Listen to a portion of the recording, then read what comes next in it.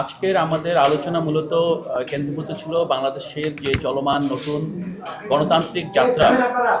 বাংলাদেশ এই প্রায় 17 বছর পর যে নির্বাচনের মাধ্যমে নতুন গণতান্ত্রিক যাত্রা, একটি কার্যকর সংসদ, এখানে যে রিফর্মের যেই ইতিমধ্যে কনসেনসাস হয়েছে, গণভোট হয়েছে, গণভোটের রায়ের আলোকে কিভাবে আমরা প্রতিষ্ঠানগুলোকে সংস্কার করব এবং সংবিধান সংস্কার, এই বিষয়গুলো মূলত আলোচনার মূল বিষয় ছিল। তার পাশাপাশি আপনারা সবাই জানেন যে বাংলাদেশ যুক্তরাষ্ট্রের যে একটি বাণিজ্য চুক্তি হয়েছে, সে বাণিজ্য চুক্তির প্রেক্ষাপট এবং কিভাবে এই চুক্তিটি হয়েছে এবং এই চুক্তির প্রেক্ষিতে বাংলাদেশের সাথে যুক্তরাষ্ট্রের সম্পর্কের আগামী দিনগুলোতে কি অপেক্ষা করছে, সেই বিষয়গুলো এখানে বিশদভাবে আলোচিত হয়েছে। আরেকটা বিষয় হলো যে আপনারা নিশ্চয় অবগত আছেন, আমাদের এনসিপি অফিসে ইতিমধ্যেই যেই মেজর বাংলাদেশের ট্রেড পার্টনার এবং বাংলাদেশের যারা আন্তর্জাতিক অংশীদার এমবেসিগুলো থেকে অ্যাম্বাসেডরগণ মাঝে মাঝে ভিজিট করে থাকেন।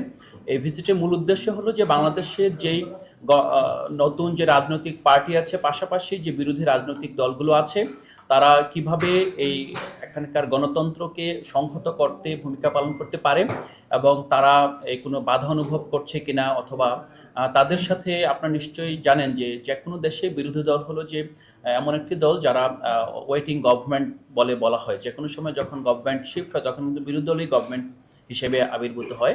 তো সেই ক্ষেত্রে আমাদের যারা পার্টনার আছে তাদের ক্ষেত্রেও কিন্তু বাংলাদেশে যে তাদের ইন্টারেস্ট আছে সেটার কন্টিনিউটি রক্ষার্থে শুধুমাত্র সরকার না, সরকারের বাইরের যে শক্তি আছে তাদের সাথেও তাদেরকে এঙ্গেজ করতে হয়।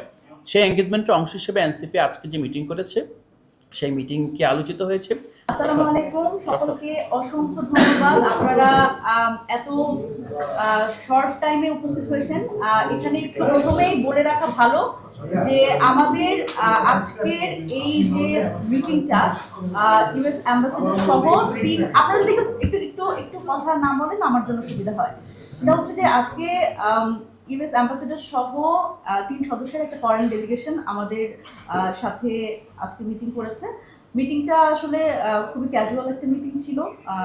তো সেই জায়গা থেকে আসলে তারা যেহেতু আমাদের সেরকম কোনো সিগন্যাল দেন নাই যে আমরা আসলে প্রেস মিট করতে পারবো কিনা বা ওনারা এটা অ্যালাউ করবেন কিনা, এই কারণেই আসলে আমরা প্রথমের দিকে একটু দ্বিধাদ্বন্দ্বে ছিলাম যে আপনাদের বলবো কিনা।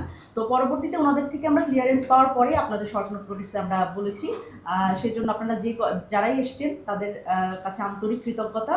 এবং এই আজকের এই ডেলিগেশনে আমাদের পক্ষ থেকে, এনসিপির পক্ষ থেকে আমাদের আন্তর্জাতিক সেলের সদস্য যারা ছিলেন এবং মাননীয় আহ্বায়ক এবং আমাদের এনসিপির সম্মানিত মুখপাত্র এবং আমাদের ফরেন সেলের, আন্তর্জাতিক সেলের 3 জন সদস্য আমরা উপস্থিত ছিলাম। জনাব নাহিদ ইসলাম, আসিফ মোহাম্মদ সজিব ভুইয়া, আমাদের ফরেন সেলের হচ্ছে আলাউদ্দিন মোহাম্মদ, নাবিদ নরজ শাহ এবং আমি মনিরা শারমিন। আমরা এই কয়েকজন মিলেই আসলে এই মিটিংটা আসলে করেছি। এই মুহূর্তে আমি অনুরোধ করব আমাদের আন্তর্জাতিক বিষয়ক সম্পাদক আলাউদ্দিন মোহাম্মদ ভাইকে এই বিষয়ে যতটুকু আসলে একটু ইন্ট্রোডাক্টরি কথাবার্তা বলার জন্য, যে আমাদের এই মিটিং সম্পর্কে।